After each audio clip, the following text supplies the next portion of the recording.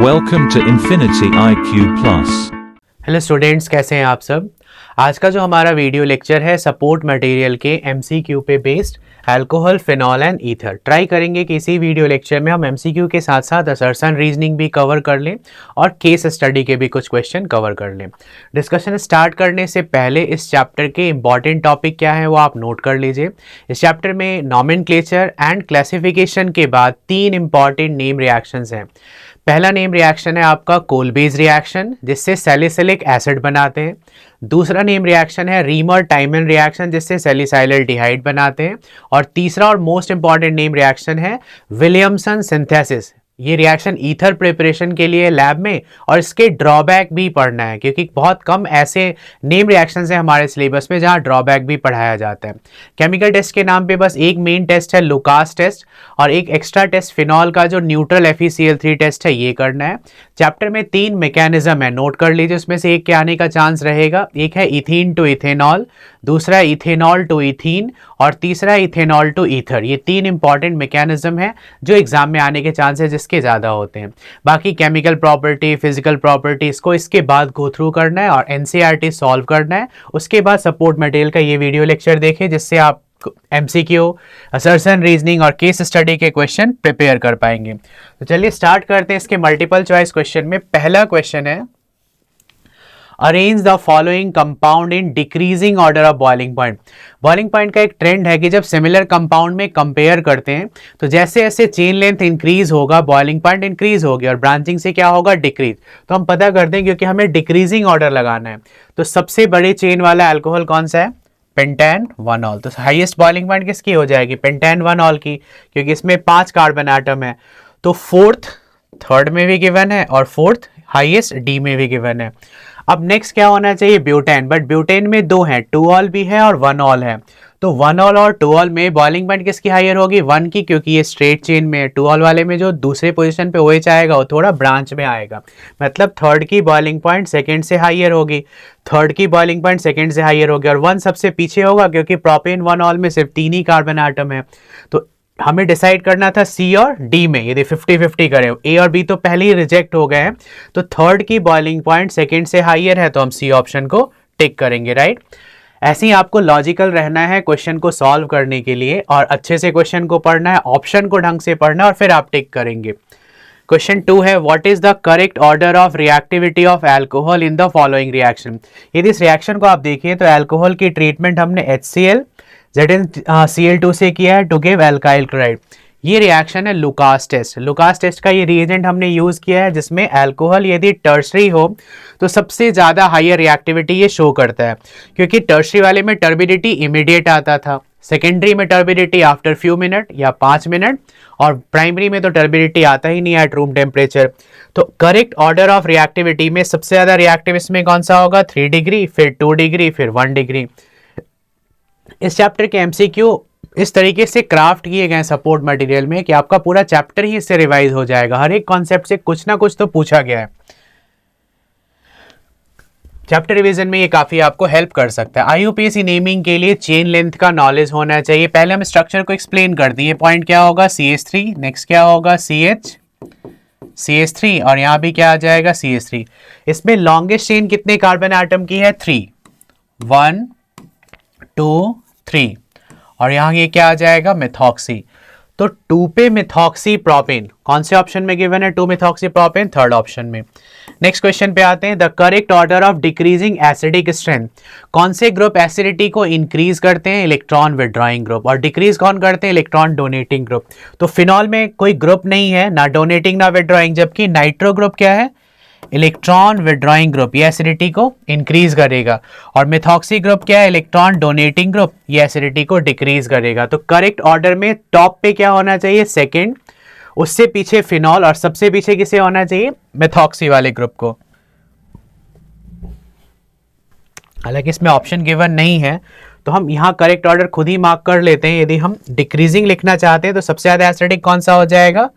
Second, उसके बाद phenol, क्योंकि इसमें कोई ग्रुप नहीं है, और जो ये ग्रुप OCH3 है, डोनेटिंग ग्रुप, जनरली एसिडिटी को डिक्रीज करते हैं, ये सबसे पीछे हो जाएगा, राइट। तो ये हमने बना लिया डिक्रीजिंग एसिडिक स्ट्रेंथ का ऑर्डर। ये क्वेश्चन नंबर हमारा 4 था। नेक्स्ट पे आते हैं question 5। The major product obtain on reaction of phenol, phenol की रिएक्शन NaOH से followed by CO2 and acidification. ये आपको मैंने सजेस्ट किया था कि 3 नेम रिएक्शन आपने रिवाइज किया होगा, तो उसमें एक नेम रिएक्शन है कोलबेज रिएक्शन, जिसमें हम फिनॉल से क्या बनाते हैं, सैलिसिलिक एसिड। तो सैलिसिलिक एसिड के ऑप्शन पे टिक करना है। ये रिएजेंट सजेस्ट कर रहे हैं, पूरे चैप्टर में ये रिएजेंट सिर्फ सैलिसिलिक एसिड बनाने के लिए ही यूज किया गया है। नेक्स्ट क्वेश्चन पे आते हैं, विच of the following alcohol on dehydration with concentrated H2SO4 gives butane. मतलब डबल बॉन्ड जो है वो 2,3 पे होना चाहिए। यदि ब्यूटेन 1 ऑल में आप बीटा एलिमिनेशन कराएंगे तो ब्यूट 1 बनेगा, जबकि ब्यूटेन 2 ऑल है CH3 CH2 CH OH CH3।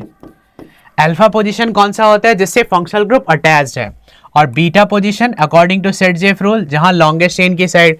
तो अल्फा बीटा से जब डिहाइड्रेशन होगा तो ब्यूटेन 2 ऑल है वो किस में कन्वर्ट हो जाएगा। आपने इसकी ट्रीटमेंट किया, हालांकि अल्कोहलिक केस तो हेलो एल्केन्स में डिहाइड्रो हेलोजिनेशन के लिए होता है, यहाँ एसिडिक डिहाइड्रेशन कराना है तो अल्फा से क्या जाएगा OH और बीटा से H। अल्फा बीटा पे क्या आ जाएगा, डबल बॉन्ड।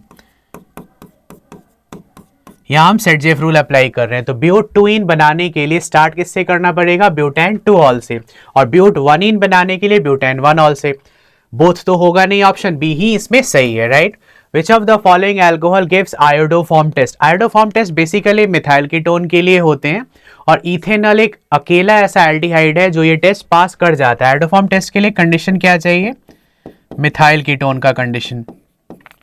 कुछ सेकेंडरी अल्कोहल जो ऑक्सीडाइज होकर ऐसे सिचुएशंस अचीव करते हैं वो भी ये टेस्ट पास कर सकते हैं।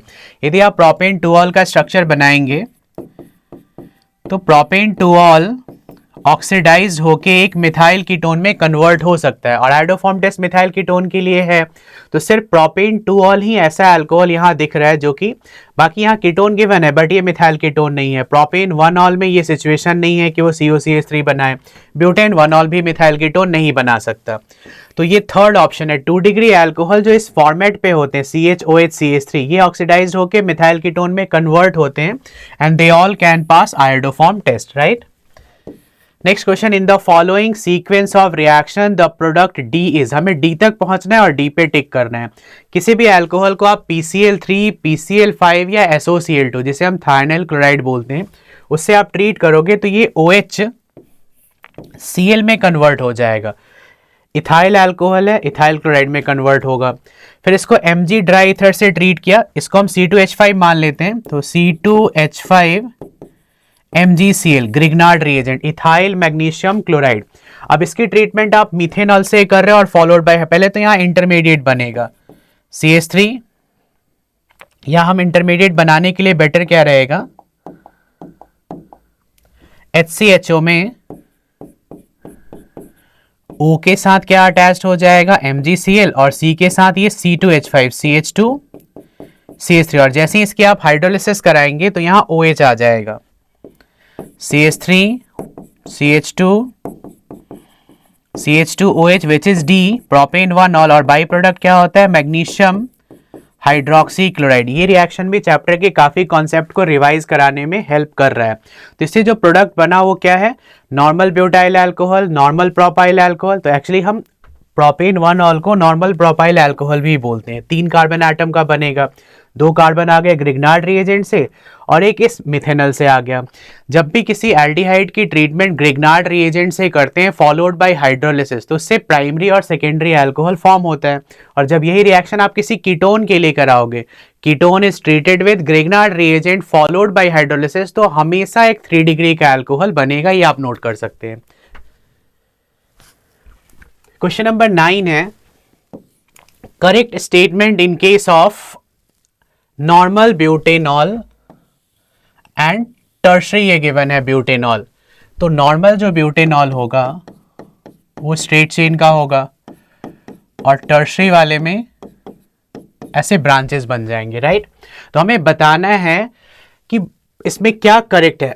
Both are having equal solubility in water, दोनों हाइड्रोजन बॉन्ड तो बना ही सकते हैं वाटर के साथ।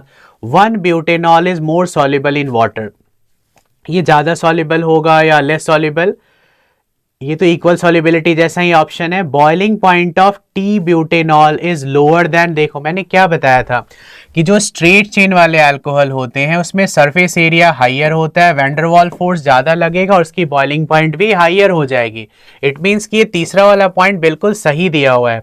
और लास्ट में गिवन है boiling point of normal butanol is lower, नहीं नॉर्मल ब्यूटेनॉल की हाइयर होगी, क्योंकि जब आप सिमिलर कंपाउंड में कंपेयर करते हैं तो जैसे जैसे कार्बन लेंथ इंक्रीज होगा सरफेस एरिया इंक्रीज होगी, चेन लेंथ इंक्रीज होने से वैंडरवाल फोर्स इंक्रीज होगा और बॉइलिंग पॉइंट इंक्रीज होगी। जबकि जो ब्रांचिंग है वो सरफेस एरिया को डिक्रीज करता है, वैंडरवाल फोर्स को डिक्रीज करेगा और बॉइलिंग पॉइंट को भी डिक्रीज करेगा, right. Question number 10, the major product of following reaction. अब इस रिएक्शन में क्या कॉन्सेप्ट है कि ईथर के दोनों साइड तो है कार्बन ग्रुप, बट कौन सा पार्ट बल्की है, क्योंकि बच्चे यही नहीं डिसाइड कर पाते हैं कि ईथर का हम लेफ्ट वाला बॉन्ड ब्रेक करें या राइट वाला। तो लेफ्ट वाले बॉन्ड ब्रेक करने से फायदा क्या होगा कि मोर स्टेबल कार्बोकैटायन बनेगा, तो हमेशा वही बॉन्ड ब्रेक करेंगे जो ज्यादा स्टेबल कार्बोकैटायन बना रहा है। तो इससे ये क्लियर हो जाएगा कि O के साथ क्या आना है, यहाँ प्लस और माइनस लगाओगे तो O पे माइनस है CH3 CH2OH, अल्कोहल जो बनेगा वो CH3 CH2OH, और जो एल्काइल हैलाइड आएगा वो इस वाले पार्ट से आएगा, राइट। इस वाले पार्ट में क्या है CH3 CH CH3 CH2I 1 2 3, 1 पे आयोडो है, 2 पे मिथाइल है और प्रोपेन, और एक बन रहा है इथेनॉल। तो हमें देखना है कि कौन से ऑप्शन में ये गिवन है। इथेनॉल यहाँ भी है, इथेनॉल यहाँ भी है, लेकिन 1 आयोडो 2 मिथाइल, 1 आयोडो 2 मिथाइल यहाँ बन रहा है, हालांकि यहाँ भी 1 आयोडो 2 मिथाइल, ये दोनों ऑप्शन सेम ही गिवन है, देखने में कोई डिफरेंस तो है नहीं। तो ये दोनों ऑप्शन, वैसे ऐसा गिवन नहीं होगा एग्जाम में, कोई एक ही सही ऑप्शन गिवन होगा, सेम ऑप्शन दो बार होते नहीं है।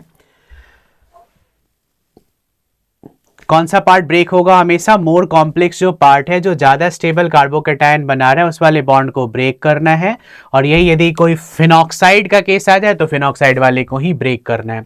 बॉन्ड वो ब्रेक करना है जो ज्यादा स्टेबल कार्बोकैटायन बनाएगा और वो अल्काइल हैलाइड में कन्वर्ट होगा, और जो लेस कॉम्प्लेक्स पार्ट है वो हमेशा अल्कोहल बनाएगा। जनरली हम ऐसे क्वेश्चन में यही कॉन्सेप्ट अप्लाई करते हैं।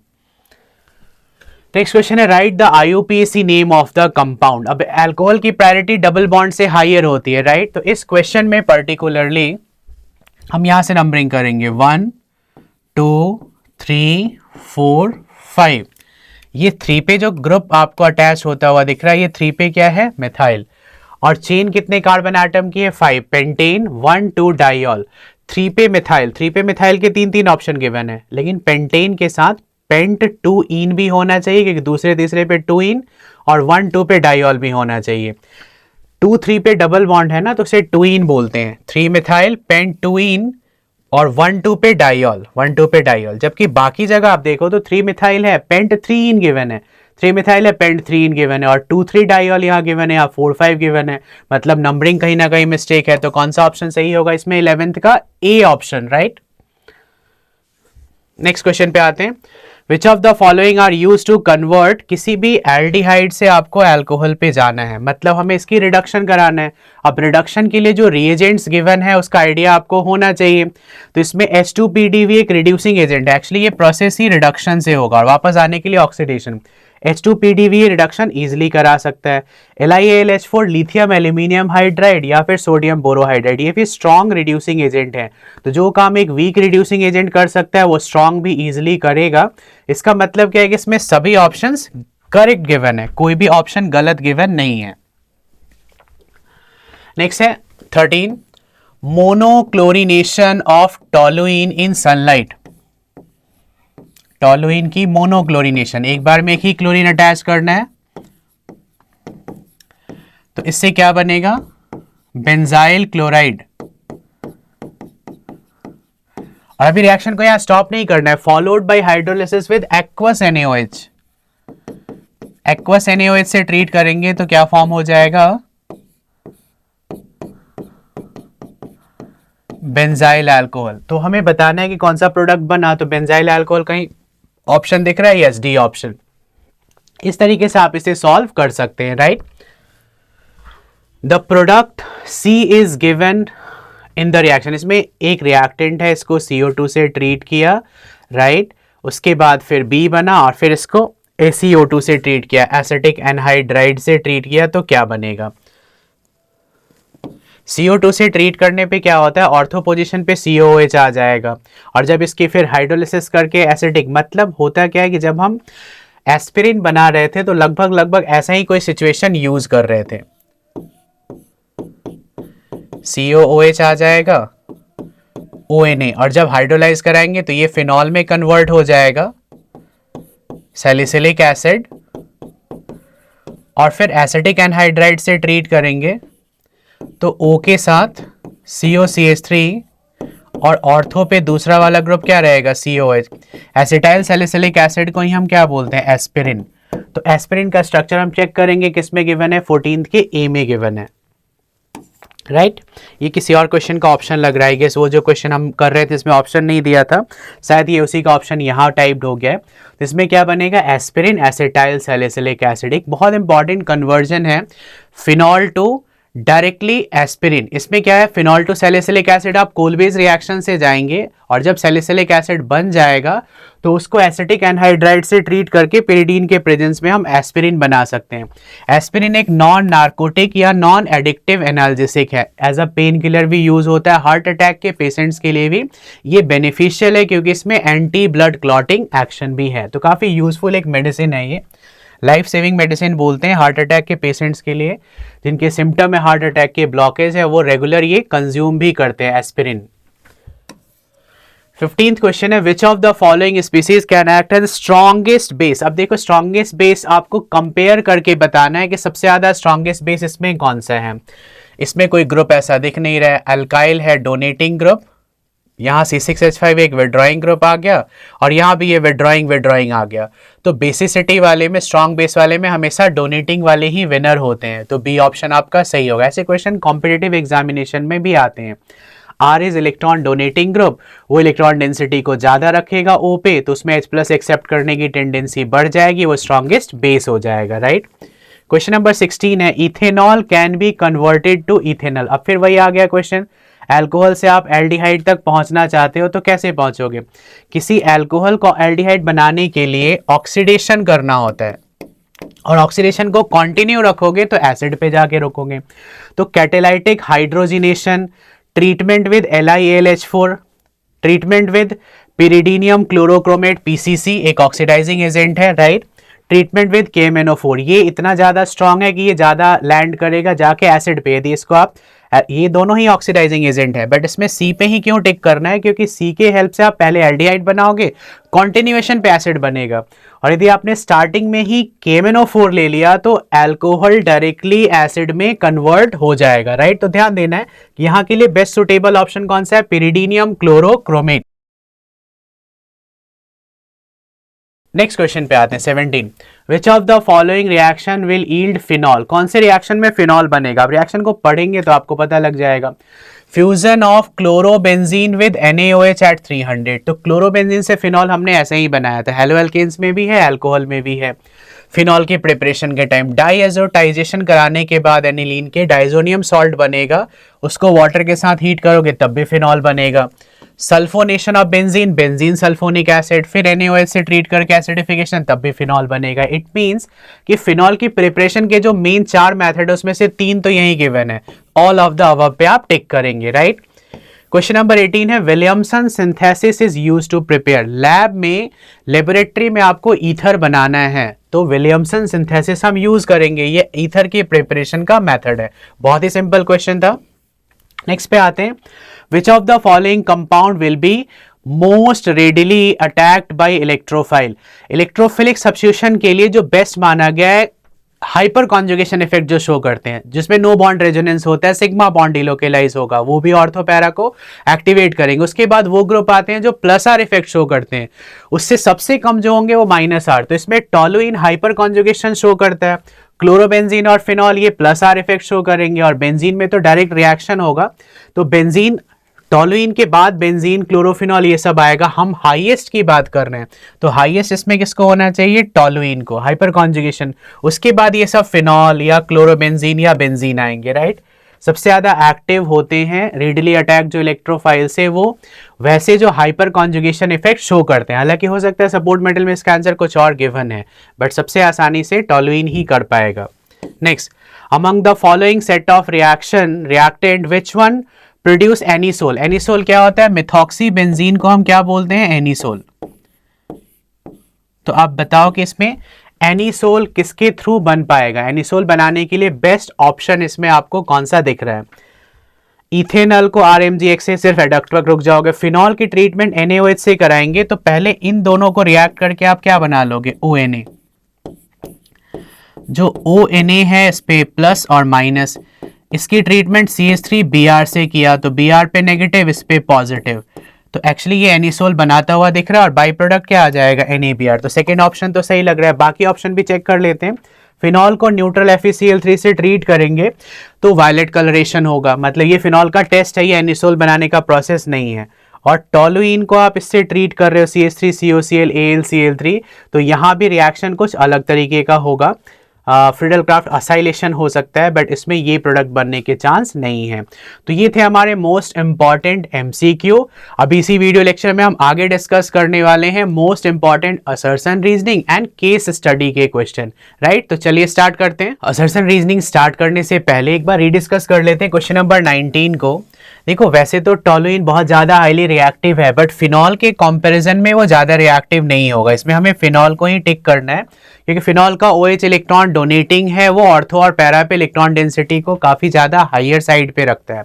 यदि यही कंपैरिजन टॉलुइन बेंजीन में होता तो टॉलुइन को हम हायर बताते इवन फ्रॉम क्लोरोबेंजीन, बट इसका आंसर फिनॉल ही टिक करना ज़्यादा बेटर होगा, क्योंकि आपने देखा होगा कि डाइल्यूट HNO3 के साथ भी ये रिएक्ट करके वो बनाता था प्रोडक्ट, और साथ साथ कॉन्सेंट्रेटेड के साथ ये पिक्रिक भी बनाता है।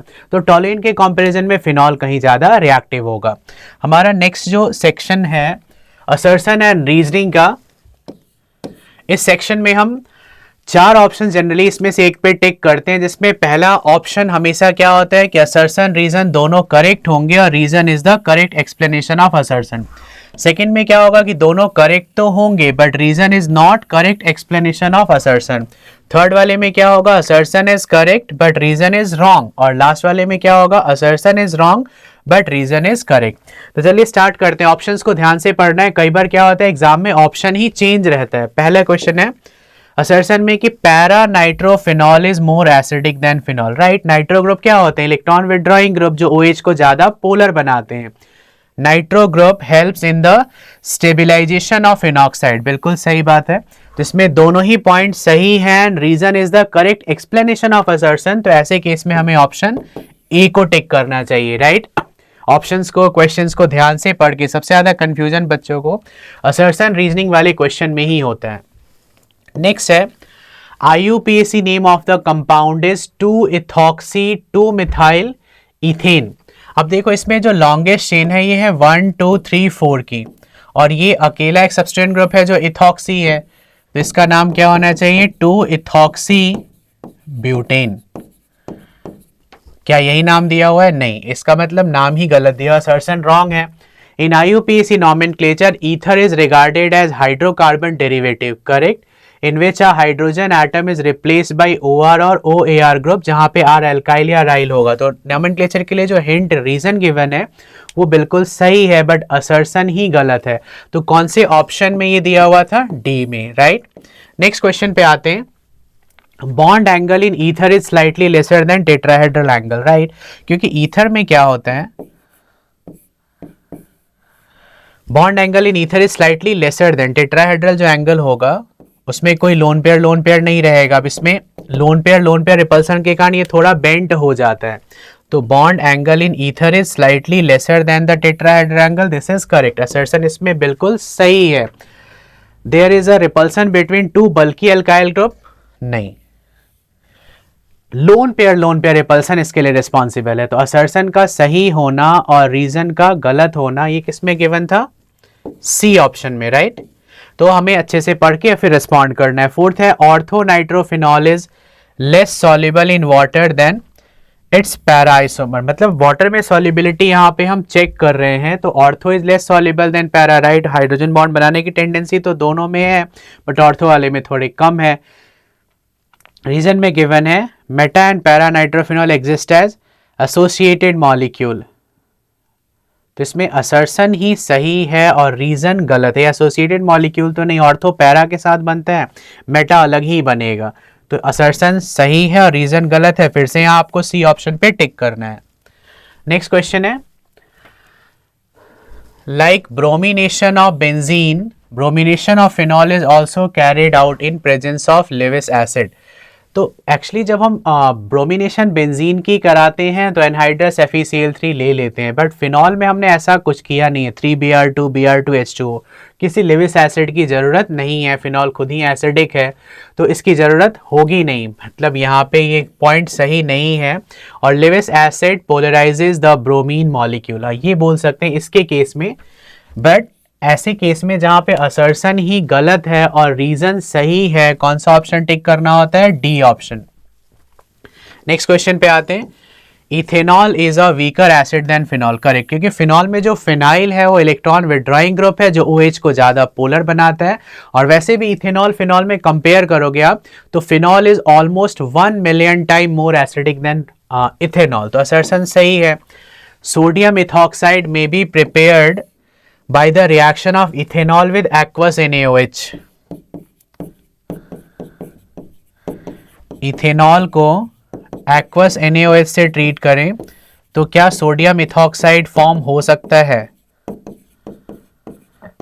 फिनॉल को जब हम aqueous NaOH से ट्रीट करते हैं तो एक्चुअली फॉर्मेशन हो जाता है, बट इथेनॉल में ऐसी पॉसिबिलिटी देखने को नहीं मिलता। इसमें भी आप सी ऑप्शन को टिक करेंगे। क्वेश्चन नंबर 7 पे आते हैं, phenol gives ortho and para nitrophenol on nitration with dilute NaOH। Right, जब डाइल्यूट से करेंगे तो दो प्रोडक्ट बनेगा जिसमें ऑर्थो माइनर और पैरा मेजर होगा, और कॉन्सेंट्रेटेड से करेंगे तो 2,4,6 ट्राई नाइट्रोफिनॉल पिक्रिक एसिड बनेगा जो फिनॉल की एसिडिटी को और ज्यादा हाई लेवल पे लेके चला जाता है। OH group in phenol is ortho para directing. वैसे सभी फंक्शनल ग्रुप जिसमें सिंगल बॉन्ड लोन पेयर है, जब वो बेंजीन रिंग से अटैच्ड होंगे प्लस आर इफेक्ट शो करेंगे and they are ortho para directing. तो इसमें क्या लग रहा है, दोनों ही स्टेटमेंट करेक्ट है और रीजन असर्शन को करेक्टली एक्सप्लेन भी कर पा रहा है। Option A is correct. Right, ये क्वेश्चन नंबर 7 था हमारा। 3 क्वेश्चन और होंगे यहाँ। क्वेश्चन नंबर 8 पे आते हैं। ये जो स्ट्रक्चर है इसमें, ये टर्ड ब्यूटाइल है, ये मिथाइल है, इससे बनेगा टर्ड ब्यूटाइल आयोडाइड एंड मीथेनॉल। बिल्कुल सही बात है। अभी अभी आपको बताया कि जो कॉम्प्लेक्स पार्ट है उसी को ब्रेक करना है, क्योंकि वही ज्यादा स्टेबल कार्बोकेटायन बनाएगा। और जब HI से आप इसको ट्रीट कर रहे हैं तो आयोडीन वाला पार्ट कॉम्प्लेक्स के साथ चला जाएगा और H पार्ट लेस कॉम्प्लेक्स के साथ। तो लेस कॉम्प्लेक्स इथेनॉल मिथेनॉल हमेशा अल्कोहल बनाएगा और मोर कॉम्प्लेक्स आयोडाइड बनाएगा। The reaction occur by SN1 mechanism. अब यहाँ पे 3 डिग्री का ईथर है तो SN1 मैकेनिज्म के अकॉर्डिंग ये होगा भी, जबकि हम ईथर जब बनाते हैं विलियमसन से तो SN2 मैकेनिज्म फॉलो होता है। जो कार्बोकेटायन ज़्यादा स्टेबल है वही हमेशा आयोडाइड बनाएगा। तो दोनों पॉइंट सही है विद करेक्ट एक्सप्लेनेशन। कौन सा ऑप्शन हमें टिक करना चाहिए? A option. क्वेश्चन नंबर 9 है, असर्शन इसमें क्या गिवन है? Protonation of phenol is difficult than ethanol. ऐसा बोल सकते हैं क्योंकि फिनॉल तो खुद ही H+ लूज करने की टेंडेंसी रखता है, ये बहुत ज़्यादा एसिडिक है इथेनॉल के कंपैरिजन में। Point is correct. Ethyl group is in ethanol is electron releasing. हमेशा अल्काइल ग्रुप रिलीजिंग होते हैं और रिलीजिंग ग्रुप ही बेसिसिटी बढ़ाते हैं, मतलब प्रोटोनेशन की टेंडेंसी ज़्यादा इथेनॉल में होगी ना कि फिनॉल में। तो दोनों पॉइंट सही हैं, बट एक्सप्लेनेशन के लिए ज़्यादा बेटर नहीं है। विड्रॉइंग डोनेटिंग का और बेटर एक्सप्लेनेशन दे सकते थे। दोनों पॉइंट सही है बट एक्सप्लेनेशन सही नहीं है, तो आप बी ऑप्शन पे टिक करते हैं। लास्ट क्वेश्चन है असर्शन रीजनिंग का। Tertiary alcohol gives turbidity almost immediately. ये लुकास टेस्ट के रेफरेंस से है, पहले भी पढ़ाया गया कि 3 डिग्री का अल्कोहल बहुत जल्दी 3 डिग्री के अल्काइल हैलाइड में कन्वर्ट होता है, तो बहुत इमीडिएट उसमें टर्बिडिटी प्रोड्यूस होगी। रीजन गिवन है कि tertiary carbocation form is very stable and undergo substitution reaction easily. तो इसमें हमें assertion reasoning related with correct explanation दिख रहा है, तो ऑप्शन हम ए पे टिक करेंगे। तो इस टाइप के क्वेश्चंस को करने के लिए चारों ऑप्शन को ढंग से पढ़ना है, चैप्टर को प्रॉपर रिवाइज करना है, क्वेश्चन को कम से कम 2 बार पढ़ना है ताकि थॉट प्रोसेस आपका एकदम क्लियर वे में जाए और ABCD ऑप्शन टिक करने में कोई परेशानी आपको नहीं हो। केस स्टडी के क्वेश्चन में मैं हमेशा सजेस्ट करता हूं कि पैराग्राफ सिर्फ आप इसलिए पढ़ो कि फाइनल एग्जाम में आपको पता लग जाए कि कौन से चैप्टर का है, और यदि उस चैप्टर का कॉन्सेप्ट आपका क्लियर है तो बिना पैसेज रीड किए भी हम डायरेक्टली क्वेश्चन पे आ सकते हैं। पैसेज थोड़ा बहुत रीड कर लिया, पता लगा लिया कौन से चैप्टर का है, और डायरेक्टली हम क्वेश्चन पे आ जाएंगे। Which of the following method of preparation of phenol is least likely to take place at 298 kelvin? कौन सा रिएक्शन लग रहा है कि 298 पे? आप देखो, न्यूक्लियोफिलिक सब्स्टिट्यूशन ऑफ क्लोरोबेंजीन, ये हमने जब कराया था फिनॉल बनाने के लिए तो टेम्परेचर 623 था। Reaction of diazonium salt with water, ये तो बस वाटर के साथ थोड़ा वार्म करना है। Oxidation followed by acidification of cumene, ये भी नॉर्मल टेम्परेचर पे होगा, रूम टेम्परेचर पे पूछा गया है। Reaction of benzene sulphonic acid with NaOH, ये भी फिनॉल की प्रिपरेशन का मेथड है। तो कौन सा लग रहा है लीस्ट लाइकली कि जो उस पर नहीं होगा? तो ए वाले में आई गेस इसमें आपको ये ऑप्शन टेक करना चाहिए। डाइजोनियम सॉल्ट को वाटर के साथ बस थोड़ा वार्म करें तो फिनॉल बन जाता है, बाकी सब में तो टेम्परेचर थोड़ा हाइयर ही चाहिए, राइट? तो ए का कौन सा ऑप्शन सही होगा? ये सेकेंड वाला ऑप्शन। सेकेंड पे आते हैं, in which of the following haloarenes nucleophilic substitution will be fastest to yield corresponding phenol? B में हमें देखना है क्लोरोबेंजीन है, पैराक्लोरो नाइट्रोबेंजीन है, पैराक्लोरो टोलुइन है और पैराक्लोरो एनिसोल है। तो मैंने पहले भी बताया कि जब क्लोरोबेंजीन में नाइट्रो अटैच्ड होगा तो वो नाइट्रो विड्रॉइंग है, तो फिनॉल बनाने के लिए वो सपोर्ट करेगा, और जितने ज्यादा नाइट्रो ग्रुप आएंगे कंडीशन उतना ही ज्यादा माइल्ड होता जाएगा, राइट? नेक्स्ट क्वेश्चन पे आते हैं, थर्ड पे। Aniline on reaction with NaNO2 and dilute HCl, इससे डाइजोनियम सॉल्ट बन गया।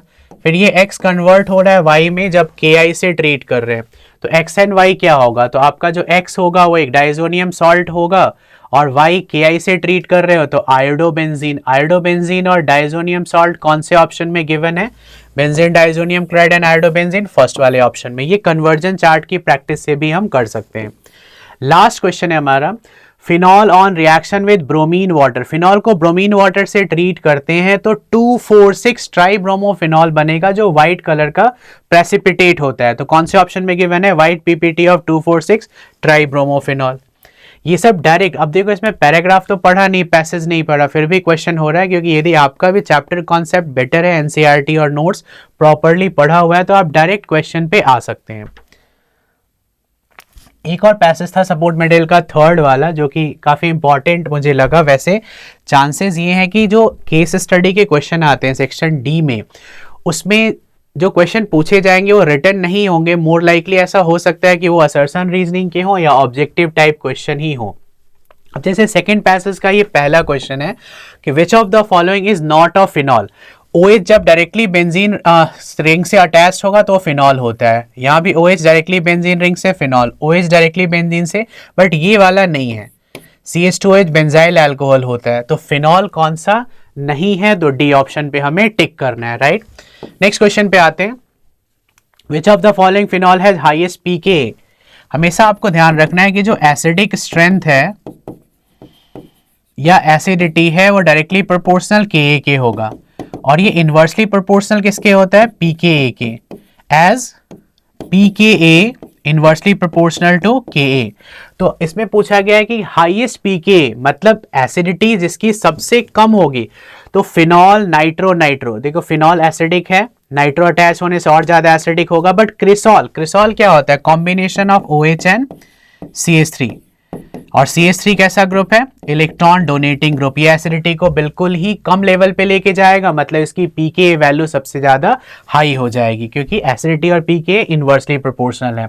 सबसे ज्यादा जो एसिडिक होता है उसकी Ka वैल्यू हाईएस्ट होती है, pKa लीस्ट होगी, और pKa हाईएस्ट उसकी होगी जिसका एसिडिटी सबसे कम होगा, राइट? थर्ड ऑप्शन पे आते हैं, फिनॉल में be characterized by the reaction. Phenol का एक बहुत इंपॉर्टेंट टेस्ट जो एग्जाम में बार बार आता रहता है, neutral FeCl3 test. Neutral FeCl3 से ट्रीट करने पे फिनॉल वायलेट कलरेशन देता है, क्योंकि वो वायलेट कलर का कंपाउंड बनाएगा, राइट? और लास्ट क्वेश्चन है, right IUPAC name of the phenol. देखो फिनॉल ये गिवन है, और इसमें हालांकि मुझे ये लग रहा है कि नंबरिंग सही नहीं है, क्योंकि 1 पे OH होगा, इसकी प्रायोरिटी हाईएस्ट है, बट क्लोरो और इथाइल, यहां से थर्ड पे क्लोरो है, यहां से थर्ड पे इथाइल है, इथाइल और क्लोरो में हमें नंबरिंग अल्फ़ाबेटिकली देखें तो सी क्लोरो ई इथाइल, हमें नंबरिंग 1 2 3 करना चाहिए और नेम लिखना चाहिए 3 क्लोरो 5 पे इथाइल फिनॉल। ये इसका बेटर ऑप्शन है। जबकि आप यहां से करेंगे तो क्या आ जाएगा 5 क्लोरो, अल्फाबेटिक तो फॉलो करना है, 3 इथाइल और 5 + 3 8 होता है। ऐसा नहीं है कि इथाइल की साइड से नंबरिंग करने पे लोकेंट का सम कम आ रहा है। तो नॉमेनक्लेचर का ये रूल है कि प्रिंसिपल फंक्शनल ग्रुप की साइड से नंबरिंग करते हैं, उसके बाद जो भी सब्स्टिट्यूएंट बच गए उसमें अल्फाबेटिक कंपैरिजन करते हैं। तो सपोर्ट आंसर देखोगे सपोर्ट मटेरियल का तो शायद इसके अकॉर्डिंग कुछ और गिवन है, बट बेटर वे ये है कि हम रूल को फॉलो करें, 3 4 5 6 इस तरीके से नंबरिंग करें। तो ये था हमारा लेक्चर जिसमें हमने तीनों ही टॉपिक सपोर्ट मटेरियल के एमसीक्यू भी कवर कर लिया, उसके बाद असर्शन रीजनिंग भी, और लास्ट में ये कुछ केस स्टडी के क्वेश्चन। चैप्टर को पढ़ने के बाद एनसीईआरटी रिवाइज करने के बाद ये वीडियो लेक्चर भी उसमें आप इंटीग्रेट करते हैं रिवीजन में, तो एग्जाम में बहुत कम चांस है कि कोई नया क्वेश्चन आए, सब कुछ पढ़ा हुआ ही आएगा। तो आज का हमारा वीडियो लेक्चर हम यही फिनिश करेंगे। नेक्स्ट जो लेक्चर होगा वो मोस्ट इंपॉर्टेंट, आपका जो सबसे ज्यादा वेटेज का चैप्टर है वो है aldehyde ketone carboxylic acid. First book में इलेक्ट्रोकेमिस्ट्री और सेकंड में aldehyde ketone and carboxylic acid, जिसकी वेटेज है 8 मार्क। उसके हम वीडियो लेक्चर को अपलोड करेंगे, फिर बचेगा सिर्फ अमाइन वाला चैप्टर एंड बायोमॉलिक्यूल। तो लेक्चर को यहीं फिनिश करते हैं। Thanks for watching and all the best. Follow and subscribe us for more.